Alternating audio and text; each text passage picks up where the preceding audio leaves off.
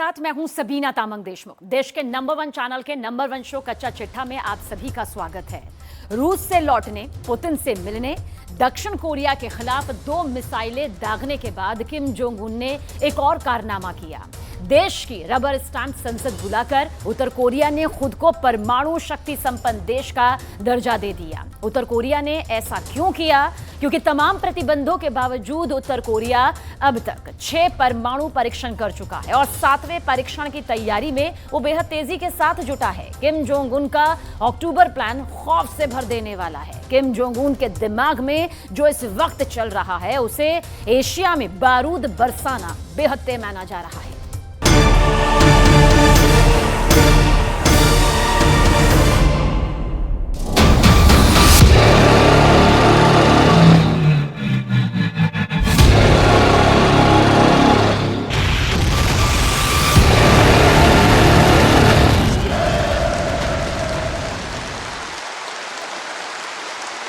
उत्तर Korea के तानाशाह Kim Jong Un संपूर्ण सर्वनाश के स्क्रिप्ट पढ़ने जा रहे हैं। इस बीच तालियों की गड़गड़ाहट सुनिए।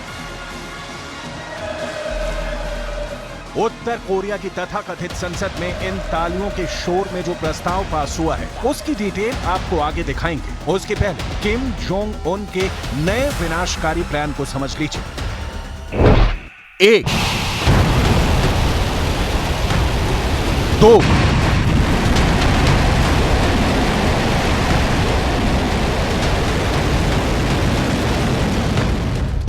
3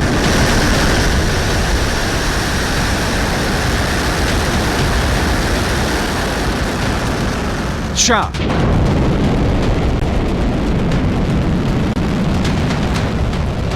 5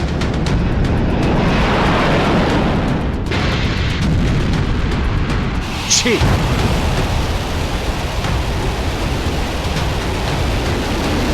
और 7। उत्तर कोरिया 7वां परमाणु परीक्षण की तैयारी कर रहा है। यह खबर तब आई है जब संयुक्त राष्ट्र में उत्तर कोरिया के प्रतिनिधि ने अमेरिका और दक्षिण कोरिया पर सीधा आरोप लगाया है कि इनके संयुक्त युद्धाभ्यास के बाद कोरिया प्रायद्वीप परमाणु विस्फोट के मुहाने पर पहुंच गया है। उत्तर कोरिया की एटमी चिंता घड़ियाली आंसू के माफिक है। किम जोंग उन की परमाणु बम की जंग पर प्रलाप बेमतलब, बेमानी और कोरी कूटनीति है। कैसे? इसकी डिटेल में जाने से पहले आपको उत्तर कोरिया का संयुक्त राष्ट्र में कहा गया एक एक शब्द को बहुत गौर से सुनना चाहिए। उत्तर कोरिया के संयुक्त राष्ट्र में राजदूत किम सोंग ने कहा कि अमेरिका नेटो का एशियाई संस्करण सैन्य गठबंधन बनाने की कोशिश कर रहा है, जिसमें यूरोपीय देश और संयुक्त राज्य अमेरिका और कनाडा शामिल है। अमेरिका ने 2023 को बेहद खतरनाक वर्ष बना दिया है। अमेरिका के कार्य परमाणु युद्ध को भड़काने की कोशिश कर रहे हैं और टकराव की उन्मादी टिप्पणियों से कोरियाई प्रायद्वीप में तापमान बढ़ रहा है।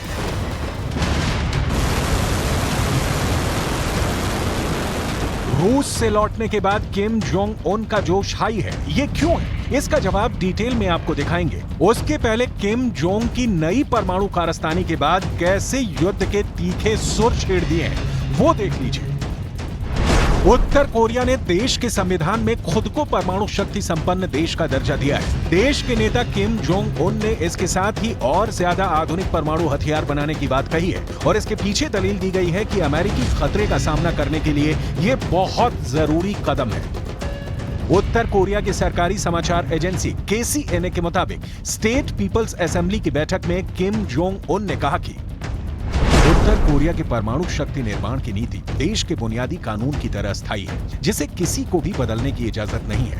कोरियाई प्रायद्वीप के पास अपनी रणनीतिक परमाणु सुविधाओं की तैनाती और स्पष्ट रूप से आक्रमणकारी स्वभाव के परमाणु युद्ध वाले संयुक्त युद्धाभ्यास के जरिए हमारे गणराज्य के लिए परमाणु युद्ध का खतरा ज्यादा बढ़ा दिया है।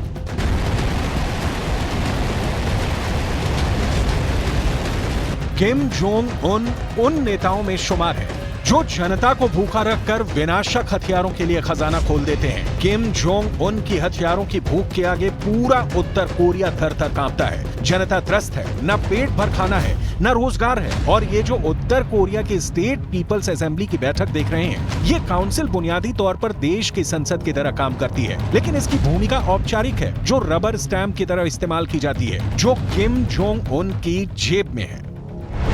अमेरिका हो, दक्षिण कोरिया हो या जापान हो, इन तीन देशों की 24/7 नजर किम जोंग उन के कारनामों पर रहती है, क्योंकि तमाम अंतर्राष्ट्रीय प्रतिबंधों के बावजूद किम जोंग उन ने ना हथियारों का परीक्षण रोका, ना परमाणु बम गिरा देने की अपनी कसम से पीछे हटे। आपके जहन में सवाल होगा, क्यों?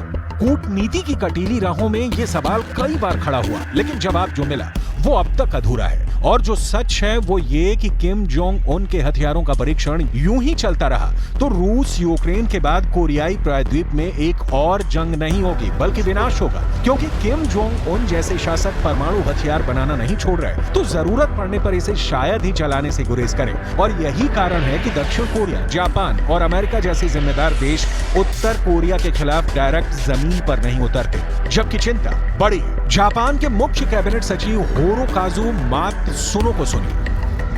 उत्तर कोरिया का परमाणु और मिसाइल विकास हमारे देश और अंतर्राष्ट्रीय समुदाय की सुरक्षा के लिए खतरा है। हम अमेरिका, दक्षिण कोरिया और बाकी अंतर्राष्ट्रीय समुदाय के साथ मिलकर संयुक्त राष्ट्र के प्रस्तावों को लागू करवाएंगे और उत्तर कोरिया के परमाणु हथियारों को पूरी तरह से खत्म कराएंगे।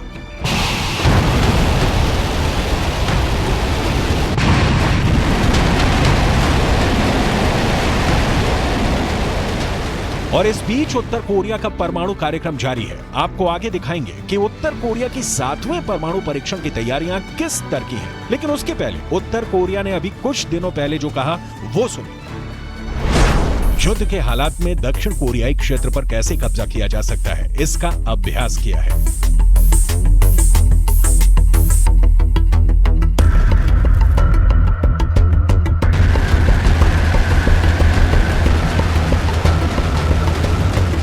ये बयान तब आया जब उत्तर कोरिया की सेना ने कहा कि उसने प्रमुख दक्षिण कोरियाई कमांड केंद्रों और हवाई क्षेत्रों पर हमला करने के लिए प्योंगयांग से 2 सामरिक बैलिस्टिक मिसाइलें दागी।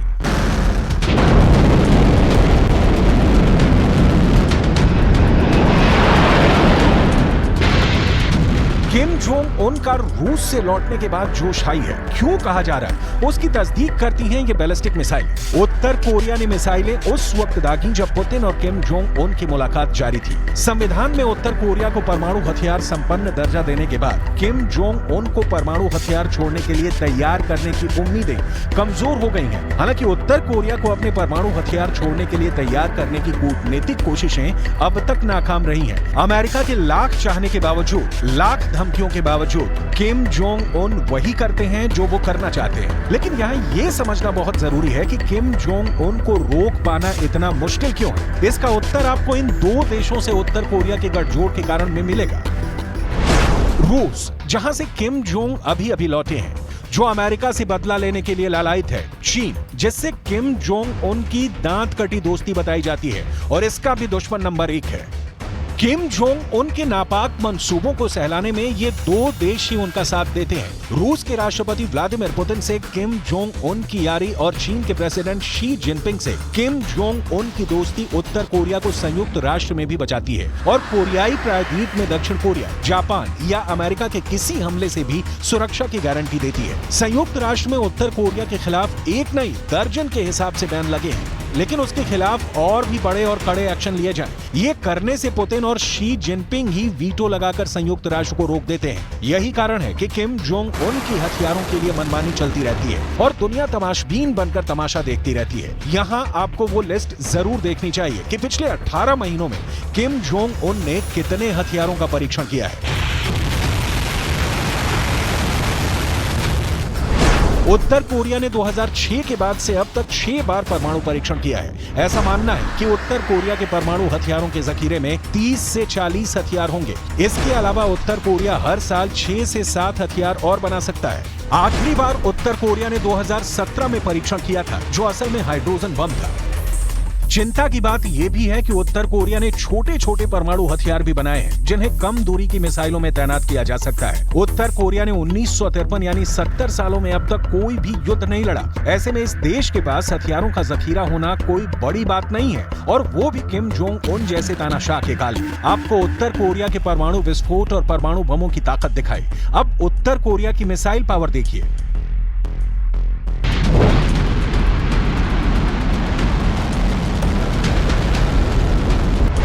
उत्तर कोरिया की राजधानी प्योंगयांग से न्यूयॉर्क की दूरी 11,000 किलोमीटर है और उत्तर कोरिया के होसोंग 18 मिसाइल की रेंज 15,000 किलोमीटर तक है। यानी उत्तर कोरिया से छोड़ी गई मिसाइलें अमेरिका तक पहुंच सकती हैं। और ये कहा भी जाता है कि किम जोंग उन की जितनी मिसाइलें दक्षिण कोरिया की ओर मुंह घुमाए खड़ी हैं, उससे कहीं ज्यादा मिसाइलें अमेरिका की ओर मुंह घुमाए खड़ी की गई हैं। उत्तर कोरिया ने 2022 में ही इंटरकॉन्टिनेंटल बैलिस्टिक मिसाइल से लेकर क्रूज और हाइपरसोनिक मिसाइलों का टेस्ट किया है। इनमें कुछ मिसाइलें तो ऐसी हैं जो रडार की पकड़ से बचने के लिए आवाज की स्पीड से भी कई गुना ज्यादा और कम ऊंचाई पर उड़ सकती हैं। कई मिसाइलें सबमरीन से भी लॉन्च की जा सकती हैं। यानी उत्तर कोरिया की मिसाइलें जमीन, आसमान और पानी हर जगह मार करती हैं। उत्तर कोरिया के इन कदमों को देखते हुए दक्षिण कोरिया और अमेरिका ने सुरक्षा सहयोग बढ़ा दिया है। बड़े स्तर पर संयुक्त सैन्य अभ्यास किए जा रहे हैं और इसमें जापान भी शामिल हो रहा है। उत्तर कोरिया संयुक्त राष्ट्र में इतनी तैयारी के बाद राग अलाप रहा है कि अमेरिका कोरियाई प्रायद्वीप में परमाणु लड़ाई का कारण बन रहा है। किम जोंग उन के इस प्रलाप का मतलब सिर्फ इतना है कि वो जब बम गिराएं तो इसका दोष उत्तर कोरिया के माथे पर नहीं जाए। ये किम जोंग उन का बचपना नहीं तो क्या है। कूटनीति दबी छुपी होती है, लेकिन उसका नतीजा बहुत साफ दिखता है, बिल्कुल स्पष्ट।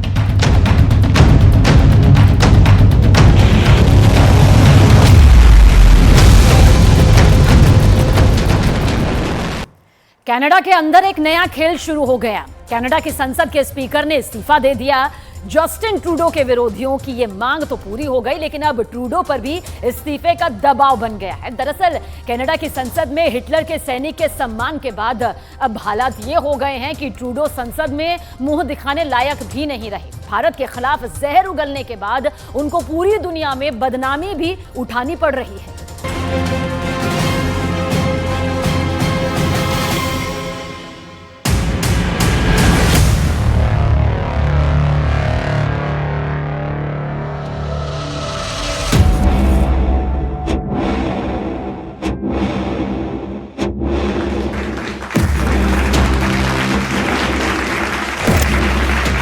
I must step down as your speaker.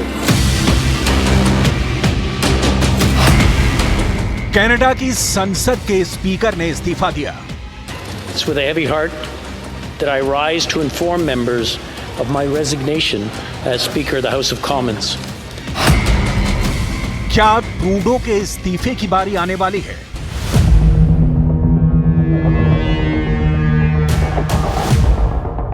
जब से कनाडा के प्रधानमंत्री जस्टिन ट्रूडो ने भारत के खिलाफ जहर उगला है, तब से जस्टिन ट्रूडो से उनकी किस्मत ही रूठ गई है।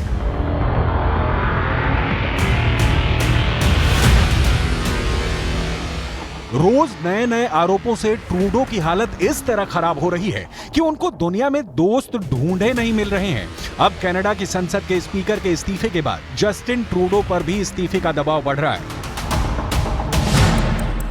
इस वक्त अगर देखा जाए तो कनाडा के प्रधानमंत्री जस्टिन ट्रूडो को 3 देशों ने सीधे टारगेट पर ले लिया है। पहला भारत, क्योंकि बिना सबूत के झूठे आरोप लगाए गए। दूसरा इजराइल, क्योंकि कनाडा की संसद में हिटलर के सैनिक को सम्मानित किया गया। तीसरा पोलैंड, जिसने हिटलर के सैनिक का प्रत्यर्पण मांग लिया है।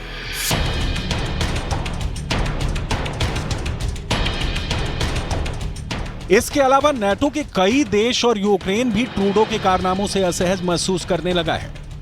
अपने खालिस्तानी प्रेम के चलते जस्टिन ट्रूडो भारत के निशाने पर आ गए हैं। लेकिन जस्टिन ट्रूडो इजराइल के निशाने पर इसलिए आ गए हैं क्योंकि संसद में उनके रहते हुए हिटलर के सैनिक को स्टैंडिंग ओवेशन मिला है। यानी संसद के अंदर खड़े होकर हिटलर के उस सैनिक के लिए तालियां बजाई गईं।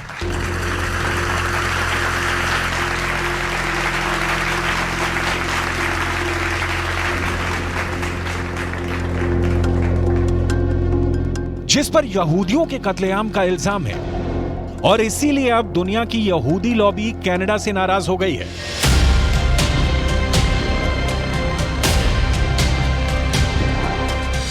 फाइनल सॉल्यूशन, द होलोकास्ट या यहूदियों का नरसंहार।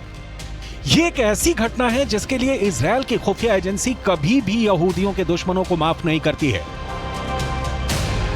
और इसीलिए कनाडा के अंदर भी इस घटना के बाद बेचैनी बहुत बढ़ गई है।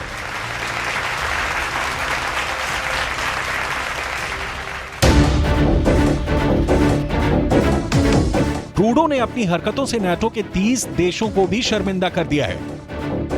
क्योंकि अब रूस की तरफ से भी यह प्रोपेगेंडा चलाया जा रहा है कि कनाडा की संसद में हिटलर के सैनिक का सम्मान करके कनाडा ने रूस की बात को सही साबित किया है। पुतिन पहले से ही ये कह रहे हैं कि दूसरे विश्व युद्ध की तरह इस बार भी यूक्रेन की जमीन का इस्तेमाल करके हिटलर की नाजी विचारधारा के नियो नाजी लोगों ने ही रूस पर हमला किया है। और कनाडा में हिटलर के सैनिकों के सम्मान ने पुतिन की इस विचारधारा को और मजबूत किया है।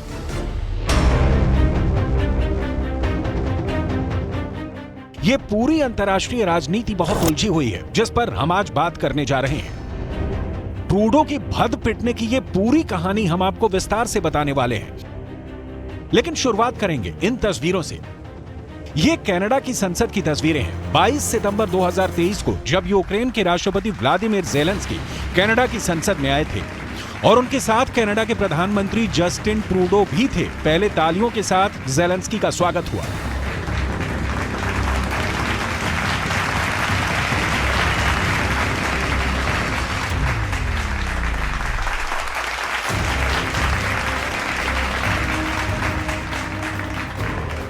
उसी वक्त अचानक कनाडा की संसद के तत्कालीन स्पीकर एंथनी रूटे ने यारास्लाव हुंका के सैनिक का परिचय पूरी संसद से यह कहकर कर पाया कि यारास्लाव हुंका कनाडा के हीरो हैं, यूक्रेन के हीरो हैं, 98 साल के हैं और दूसरे विश्व युद्ध में उस सेना में शामिल थे जिसने सोवियत संघ को हराया था।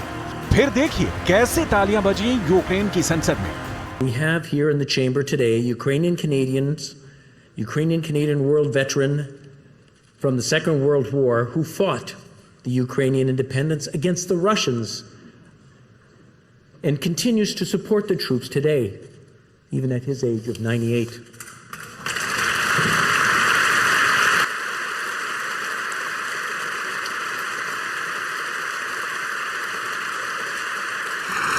His name is Yaroslav Hunka.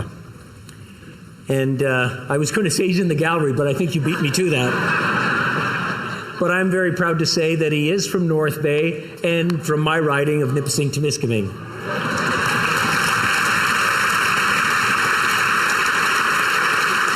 He's a Ukrainian hero, a Canadian hero, and we thank him for all his service.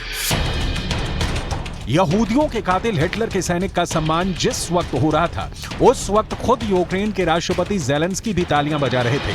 Zelensky खुद भी यहूदी हैं और उनको भी अब काफी शर्मिंदगी उठानी पड़ रही है कि उन्होंने यहूदियों के कातिल के लिए ही तालियां बजा दी। आखिर ये कैसे हुआ? आखिर कनाडा की संसद में इतनी बड़ी गलती कैसे हो गई? दरअसल यारास्लाव हुंका कनाडा के संसद के तत्कालीन स्पीकर एंथनी के संसदीय क्षेत्र के ही रहने वाले थे। यहीं से स्पीकर की पहचान हुंका से हुई थी। 98 साल के यारास्लाव हुंका की यही पहचान एंथनी को पता थी कि वो रूस से लड़ने वाले दूसरे वर्ल्ड वॉर के सैनिक थे और इसीलिए स्पीकर ने वाहवाही के लिए उनको संसद में बुलाकर स्टैंडिंग ओवेशन ये कहकर दिलवा दिया कि ये दूसरे वर्ल्ड वॉर में रूस से लड़े थे। लेकिन 24 सितंबर को यहूदियों पर रिसर्च का काम करने वाली कनाडा की ही एक संस्था ने यह बयान जारी कर दिया कि यारास्लाव हुंका दूसरे वर्ल्ड वॉर में हिटलर की सेना 14th वाफे SS गैलिशिया का सैनिक थे, जिसने पोलैंड और यूक्रेन के अंदर यहूदियों को मारने में अहम भूमिका निभाई थी। ये खुलासा होते ही पूरी दुनिया में हड़कंप मच गया। सबसे ज्यादा नाराज इजराइल हुआ, जो कि एक यहूदी देश है। दुनिया भर में यहूदी संगठनों ने भी ट्रूडो की आलोचना शुरू कर दी। इसके बाद ट्रूडो ने खुद को बचाने के लिए कनाडा की संसद के तत्कालीन स्पीकर को आगे कर दिया। बाद में कनाडा के स्पीकर ने एक चिट्ठी जारी करके पूरी घटना की सारी जिम्मेदारी अपने सिर पर ले ली और फिर इस्तीफा दे दिया। It's with a heavy heart that I rise to inform members of my resignation as Speaker of the House of Commons. I reiterate my profound regret for my error in recognizing an individual in the House during the joint address to Parliament of President Zelensky. That public recognition has caused pain to individuals and communities, including the Jewish community in Canada and around the world, in addition to survivors of Nazi atrocities in Poland, among other nations. I accept full responsibility for my actions. लेकिन इस इस्तीफे के बाद भी यहूदियों का गुस्सा शांत नहीं हुआ है और अब ट्रूडो भी काफी दबाव में है। आखिर ना चाहते हुए भी ट्रूडो को इस पूरे मामले में खेद प्रकट करना पड़ा है। जब से कनाडा के प्रधानमंत्री ने भारत के खिलाफ जहर उगला है, उनके इतने बुरे दिन शुरू हो चुके हैं कि पूरी दुनिया में शर्मिंदा होना पड़ रहा है। I will address the House in front of all Canadians, in front of Jewish people here and around the world, and Ukrainians, to offer Parliament's unreserved apologies for what happened on Friday. The Speaker was solely responsible for the invitation and recognition of this man and has wholly accepted that responsibility and stepped down. This was a mistake that has deeply embarrassed Parliament and Canada. All of us who were in this House on Friday regret deeply having stood and clapped, even though we did so unaware of the context. It was a horrendous violation of the memory of the millions of people who died in the Holocaust, and it was deeply, deeply painful for Jewish people. It also hurt Polish people, Roma people, 2S LGBTQI+ people, disabled people, racialized people, and the many millions who were targeted by the Nazi genocide. पड़ोसी मुल्क पाकिस्तान अब अफगानिस्तान से आए शरणार्थियों के खिलाफ बड़ा action लेने जा रहा है। पाकिस्तान में सभी अवैध अफगान शरणार्थियों को वापस भेजने का फैसला किया गया। खबर है कि पाकिस्तान की कार्यवाहक कैबिनेट ने अवैध तौर से रहने वाले करीब 11 लाख अफगान शरणार्थियों को वापस भेजने के फैसले को मंजूरी दे दी है।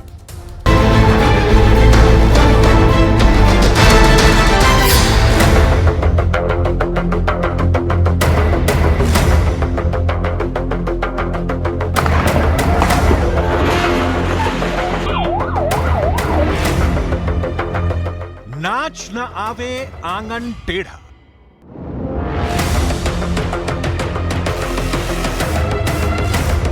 ये मुहावरा तो आपने जरूर सुना होगा। इन दिनों पड़ोसी मुल्क पाकिस्तान का हाले बयां कुछ ऐसा ही है। कर्ज और कंगाली के रसातल में पहुंच चुके पाकिस्तान ने अपनी बदहाली का ठीकरा पाकिस्तान में रह रहे अफगानी नागरिकों पर फोड़ा है। जहाँ तक अफ़गान महाजरीन का ताल्लुक है, इसमें मैं बताता चलूँ, हैं इल्लीगल लोग हैं जिनके पास आपके यहाँ रहने का कोई कानूनी जवाज़ मौजूद नहीं है, जिसके लिए हम एक क्रैक डाउन या एक प्लान कर रहे हैं कि the aliens should leave the land of Pakistan. सुना आपने, इसे कहते हैं आंख का अंधा। नाम नयन सो। ये पाकिस्तान के कार्यवाहक पीएम है। नाम है अनवरुल हक काका। कैमरे के सामने इन्होंने कबूला कि पाकिस्तान अफगान शरणार्थियों को वापस भेजने का फैसला ले लिया है, इस दलील के साथ कि अगर इन्हें पाकिस्तान से बाहर नहीं किया गया तो पानी पीकर भूख मिटाने वाली पाकिस्तान की आवाम के आने वाले दिन और बुरे साबित हो सकते हैं।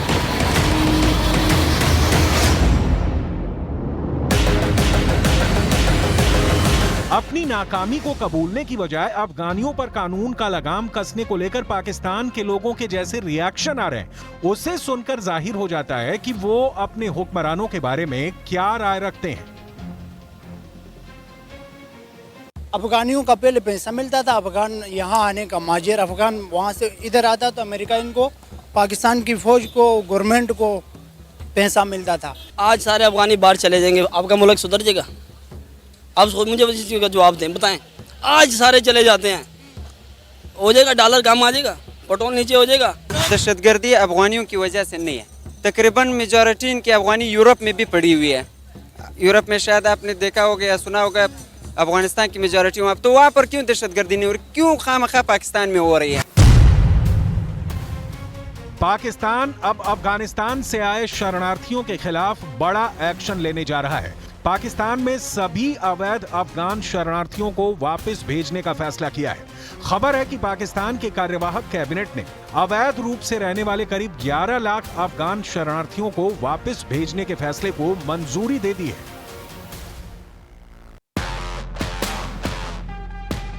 पाकिस्तान में रह रहे अफगानी नागरिकों को लेकर कई दिनों से पाकिस्तान सरकार की वरिष्ठ अधिकारियों की बैठक चल रही थी। बैठक इस नतीजे पर पहुंची कि पाकिस्तान में जो हमले हो रहे हैं, आतंकी वारदातें हो रही हैं, उस जुर्म की जकड़ में पाकिस्तान में शरण लिए अफगानी ही हैं।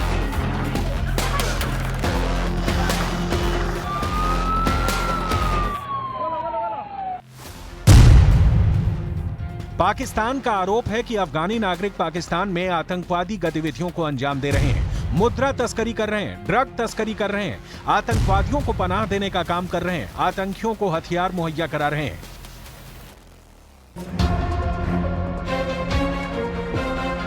इसे कहते हैं जैसी करनी वैसी भरनी। एक वक्त था जब पाकिस्तान तालिबान के लड़ाकों को आतंक की ट्रेनिंग देता था, अब वही पाकिस्तान के लिए भस्मासुर बन गए हैं। पाकिस्तान के दावे को माने तो पाकिस्तान में शरण लिए अफगानी पाकिस्तान की आवाम के लिए बहुत बड़ा खतरा बन गए हैं। ऐसे में उन्हें देश में रखने का कोई फायदा नहीं है, लिहाजा सभी अफगान नागरिकों को पाकिस्तान से निकाल दिया जाए और उन्हें वापस अफगानिस्तान भेज दिया जाए। पाकिस्तान में अफगानों के लिए बनाए गए रिफ्यूजी कैंप की हालत कितनी बदतर हो चुकी है, ये किसी से छिपा नहीं है।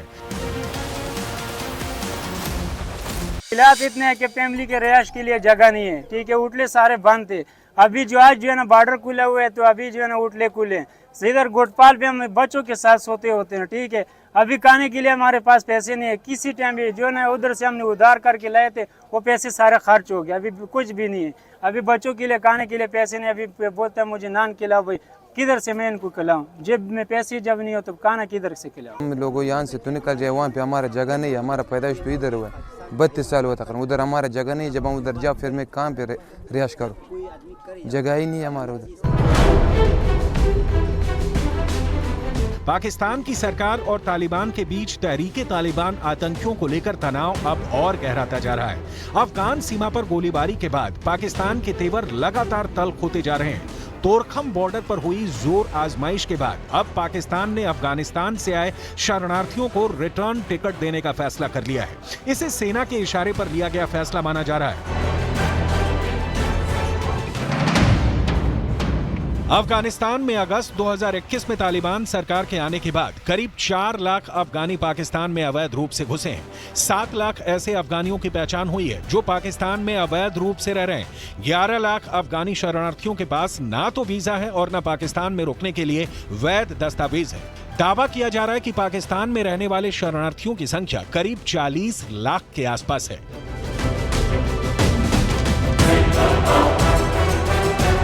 पाकिस्तान ने अफगान शरणार्थियों के खिलाफ ये एक्शन ऐसे समय पर उठाया है जब टीटीपी आतंकियों को लेकर तालिबान के साथ पाकिस्तान का तनाव चरम पर है।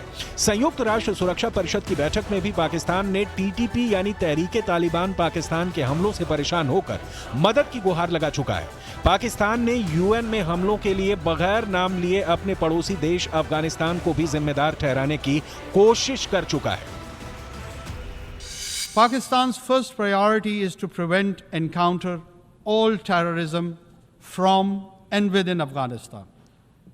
Pakistan condemns the cross-border terrorist attacks against Pakistan by the TTP, Daesh, and other groups operating from Afghanistan.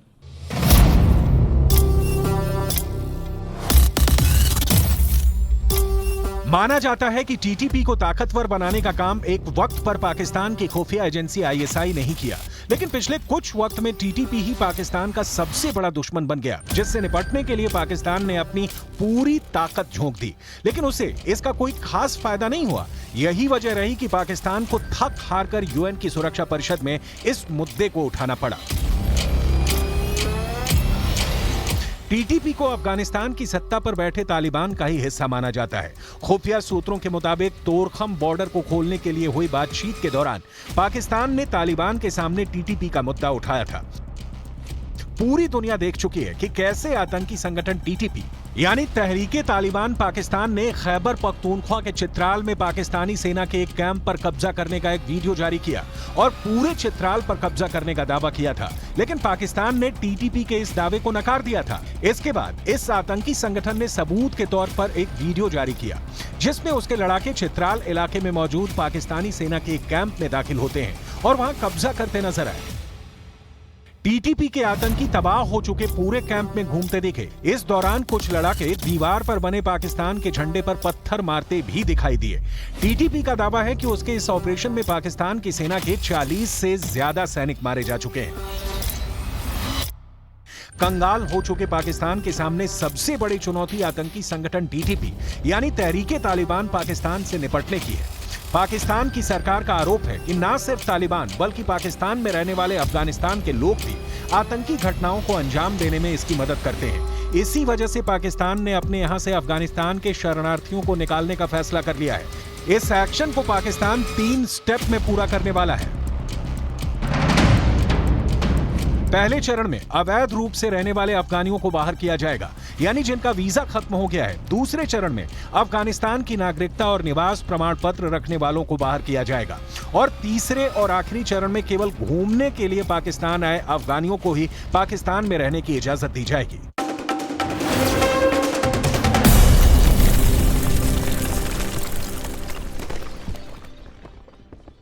भाई, और जब कुछ दिनों बाद उसने अपना लॉकर खोला तो उसमें रखे नोट रद्दी में तब्दील नजर आए, जिसके बाद वहां हड़कंप मच गया। घटना की जानकारी मिलने के बाद उस बैंक ने मामले की जांच शुरू कर दी। जांच इसमें ब्रांच के या बैंक के लेवल पे की जा रही है। बताया गया कि लॉकर के अंदर दीमक लगने से करीब